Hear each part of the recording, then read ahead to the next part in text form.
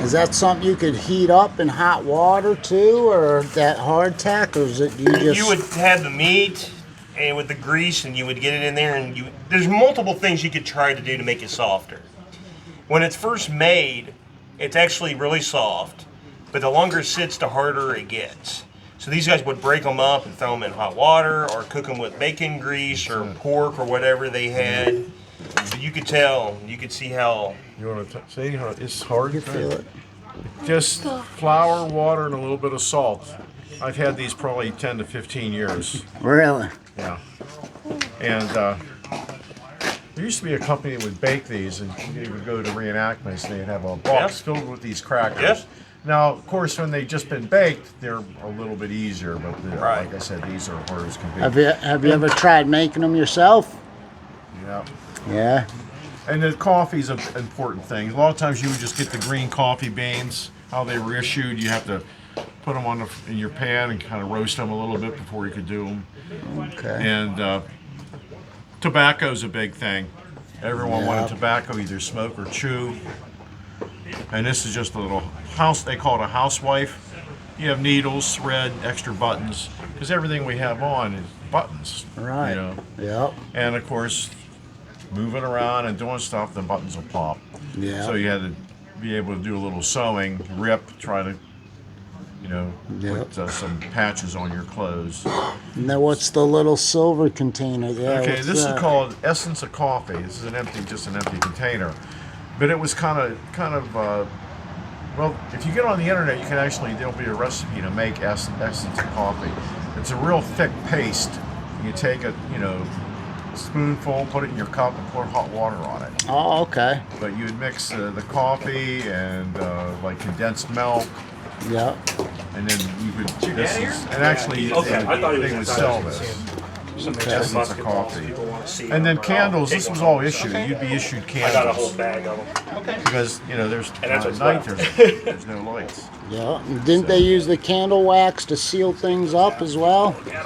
No, morely just For light. Just a little. And then I said, so a lot of the soldiers said when the war was over, that they made the best husbands because they cooked and sewed.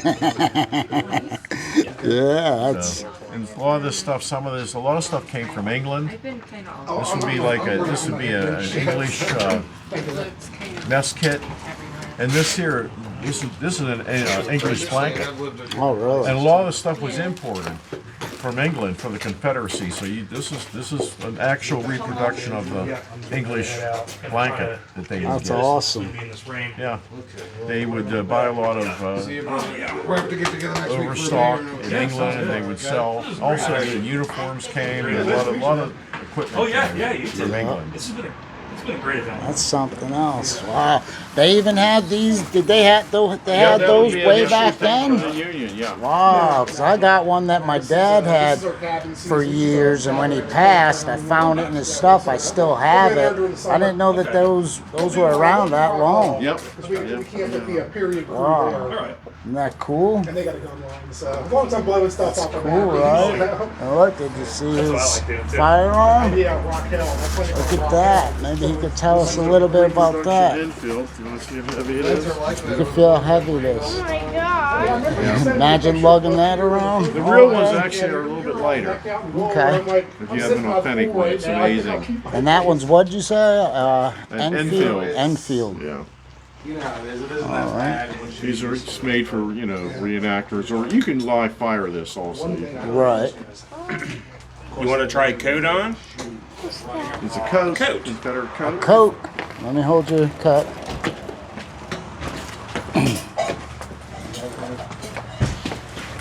Come on. So big. There it is. Well, it Give it is. a try.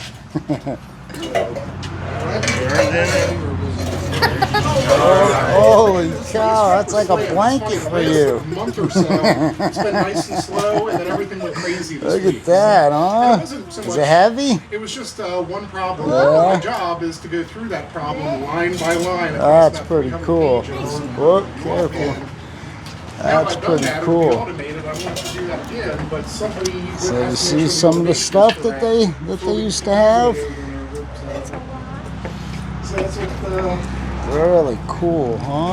That's what they paid them off. My triple F-94. Yeah, did you guys have any tents set up at all, or did the weather? We did, and then we took them down because we're going to be leaving and Yeah. stuff, so we wanted to get them in, all covered up and stuff. So. Yeah. Yep. Well, that's pretty cool. Isn't that We still awesome? get to go inside. Yeah, we can go inside and take a peek, but I think this is kind of wrapping it up out here. We got more people in there with more guns and surveying things and stuff like that. Thanks for coming. Yes. Hope you come back. Does it Yeah, cost that's what I anything was to go telling in you. there? Does it cost anything to go and Yeah, see you the guys other are I think stuff? there's something to go through the museum. There's a display in there of that way some you household can- items, and And then there's a it's, you know, sharpshooter and then displays. I've It's got got Joe a and bunch of then rifles on display. You can And see then here. All right, cool. back to All right, let's go in. And thank you very much. Okay. right. All right. Thank you. All right. Have a good day. Look at these. We don't want to touch them though. But those are all the different firearms. Do you have any questions? Are you curious about anything? No? The top 3 are specifically sharpshooters weapons. The top 2 are originals, then the third one down is a reproduction. But these are called sporting rifles. They were lighter weight than the target rifle, the bench rifle that you see over here. However, they were more finely made and so forth than your standard infantry musket. They were civilian rifles that were, again, more accurate because of the tighter tolerances and so forth. Typically during the war, sharpshooter weaponry was anywhere between roughly 40 caliber and 55 caliber or so, 54 cal. But they were used privately owned, most of them, or issued to, for instance, the Western sharpshooters, purchased by the government and issued to them. But those are Dimick rifles. The next 2 down are, they were used by both the infantry and the sharpshooters. You've got the model 1860 Henry, which was state-of-the-art technology during the war. It was a repeating rifle, I believe 16+1 during the war. Modern reproductions hold a few less just due to the different length of the cartridge. They're 13+1 now. Is that the one that they consider winning the West with? Was that like a legendary? That's what they should have considered winning the West. You're thinking of the model 1866 Winchester, I believe. Yeah. Whereas this was the direct predecessor to that. This was a model 1860 Henry made by the New Haven Arms Company, which immediately post-war, the New Haven Arms Company changed its name to reflect the owner of the company, which was changed its name to the Winchester Rifle Company. They did a few improvements to the design of the model 1860 Henry, meaning they put the King's Patent loading gate in, which did away with the tab follower, because this you actually load more towards the muzzle than back there by compressing the spring, rotating the muzzle shroud, or the barrel shroud, and it exposes access or opens up access to the magazine tube for loading. And then as you fire and run rounds through the action, that little tab will follow and push rounds down as you go. And by adding that patented loading gate on the side, you did away with the tab. You were able to put a wood forend on it, which dramatically helped things because you start cranking rounds through these and they get hot in a hurry. Yeah. So they did improve it. By the time the war ended, as best we can tell, there was roughly 12,000 or 12,500 made. To the best we can tell, almost all of them, if not all of them, were used in martial capacity to some degree or military capacity. With that being said, the U.S. government only purchased roughly 1,200 of them. And they were, of course, issued to the 1st DC Cavalry because they've always wanted to keep their bureaucrats safe. But typically they were either privately purchased by individuals or were, in some extreme cases, purchased by company commanders that wanted their little unit from their town to have state-of-the-art weaponry. Right. It wasn't until, I believe it was 1864, that the federal government finally broke down and said, okay, if you buy your own repeater, we'll supply the ammunition for you. Up until then, guys had to purchase their own ammunition. Moving on down, the other one that I was talking about being a sharpshooter weapon, as well as an infantry weapon, is the model 1858 Enfield, or the two-band Enfield. Its older brother, the model 1853 Enfield down here, was the second most used arm in the north and the most commonly used arm in the south. Imported from England, just like the 1858, but the 1858 up there, the shorter one, was a little bit more handy as well as very accurate, and they were used as sharpshooter weapons, especially by the South. Now moving down, we have the model 1842 Springfield, which model 1842, of course, that came out about 20 years before the war. And it was a smoothbore 69 caliber rifle, or excuse me, 69 caliber muskets, again, smoothbore, but it was a percussion ignition system, upgrading from the previous flintlock. Moving on down, you have the 5.79, I believe it is, caliber 1853 Enfield. Very, again, commonly used by both the North and the South. A good, reliable gun. Now, originally, they were intended to be a blued arm, meaning that they had the dark blued or black finish that the Model 18, the Henry or the 1858 up there has. However, the U.S. production guns were all left in what they call the white, meaning they were shiny. They didn't have any kind of finish on the actual metal itself, and even though they were getting guns imported from England, some of your Union commanders, actually quite a few of them, wanted them to look like your standard blued U.S. production arms. They wanted them to look like the shiny U.S. production arms. So the bluing was not what it is today, and they had guys basically use white ash from the fire to remove the bluing from it so it would look shiny and prettier, which was a really bad idea because the bluing helped keep things from rusting. And I mean, that's going to draw more eyes too when the sun hits the...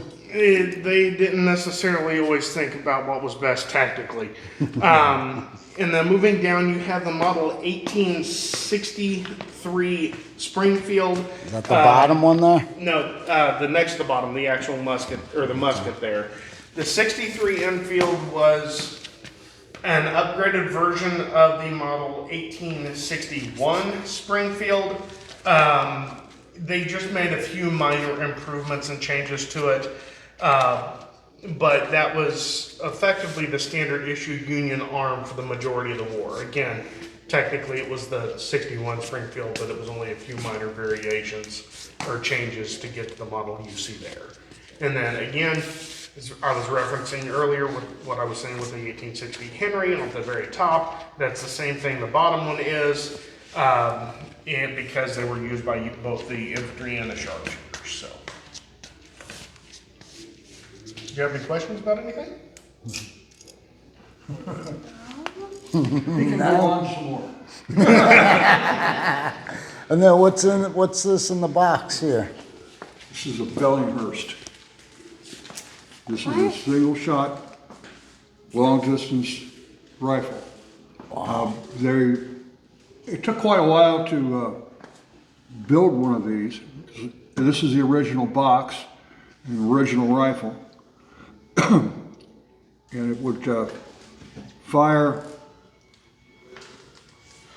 There's a mold in here.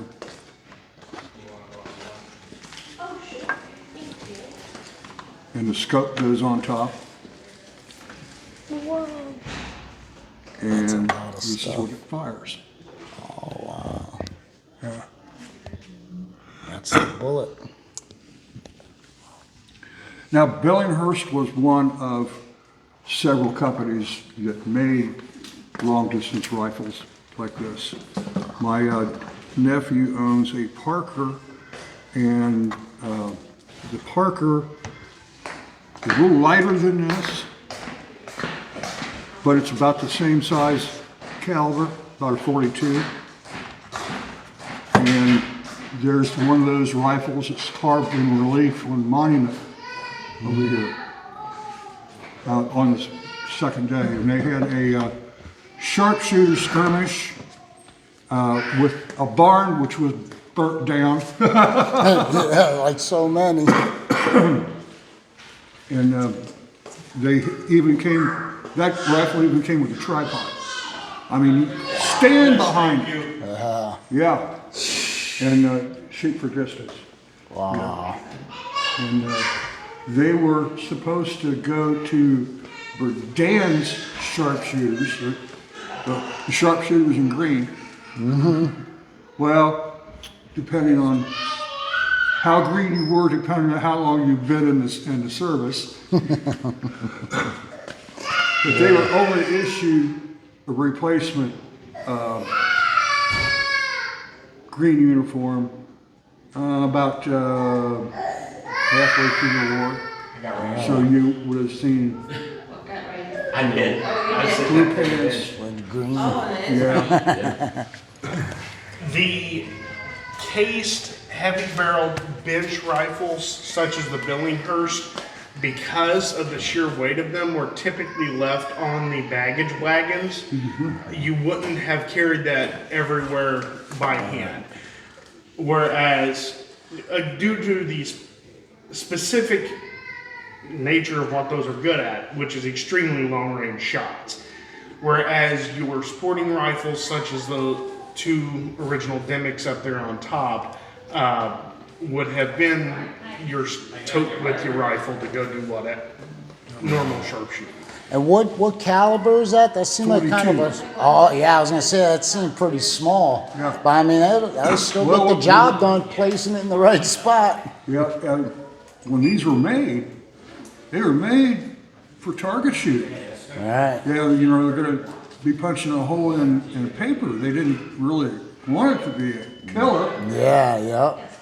Well, additionally, with black powder, you reach a point of diminishing returns, where you have to put a considerable amount of more powder in your charge, increase the size of it considerably, to get more velocity.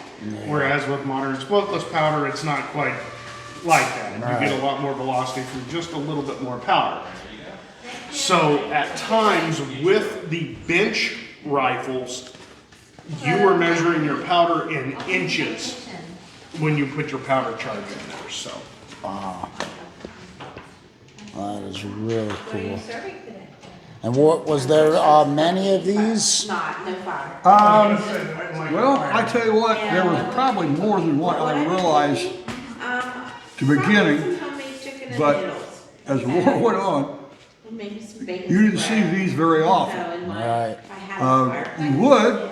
There is a 35-pounder that's up in the museum, Battlefield Museum, that was taken from, taken right off the field. I imagine the guy was probably too tired of carrying it around, that's why he left it. Very cool. Thank you very much for all the information. what's your channel? But that it's just for like family reunions. We sit around and watch little videos. I didn't get you guys like your faces or nothing. No, you're fine. I figured Kids would churn butter. That was a kid's job. They would milk the cows in the morning, and children would be doing this job, churning butter. It would keep them busy during the day. That's what you'd be doing. Yep, you'd be churning butter. Sitting and churning butter. This is an original 1858 the mason jar. It was patented. It was before the Civil War, but they were not used during the Civil War period. They were not popular until after the Civil War, they still continued to use crocks Okay. for canning. Vinegar and oil, very much a staple in the household. These are measuring cups, brass measuring cups, Okay. and they're not marked, so you would have to know your measurements. This, what's on it? Don't be careful. Nope. Sorry. all Thank you. the Be careful with that. cooking stuff. Yeah. Thank you. This is a cookie mold. So you would put your dough out and you would press down for your cookies. So What is the mold? it is like a rooster or a chicken. Oh, okay. All right. Yeah. So once you got your butter and you churned your butter, you would kind of get it to like in a cross bowl or on a cutting board. You would get it kind of into a round shape. Okay. And then they were very fancy. They pressed their butter and made a beautiful design, which we do not really do today. We don't do that. No. So, my mortar and pesto, so in my herb garden, if I wanted to grind some oregano or some basil or thyme, I would just get the plant and grind it and then put it in my recipe. My matchbox, that is the water bucket. So we would get water from the well and you would drink your water from the bucket. I have other buckets underneath the table here. Those had metal in it? They did, yeah. This is brass. So you would have, that's either for cooking or for carrying water. This is actually my washing station, so for washing dishes. So this is a dish where I would rinse, get all the residue off the dishes first. And then I would wash my dishes in here, and this is our scrubber, what we use. And then that would be my rinse after washing soap. So they did not have liquid soap. So they would take their soap, bar soap, and they would shave tiny pieces, and then they would put that in their water, and it would make soapy water. Okay. Candles and soap were mostly done in the fall, and when they would slaughter their cows, and then use the lard off of that and the ash to make soap in the candles. Ash and the lard for the soap, and then just the lard for the candles or beeswax candles. Tea, when you would do like a tea